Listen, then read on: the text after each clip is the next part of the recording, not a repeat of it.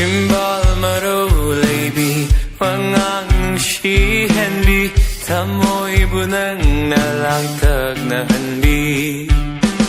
Shamlang marum dagi Michi momon tambi Mishnarum dagi egi tamoy hubi Chimbal maro leibi Wangang shi henbi Tamoy bunang na lang tag na hanbi Shatini kalagay na tagi laphaning de Lapini kalaga tamoy shinami bajarui Shatini kalashui na tadalay haningi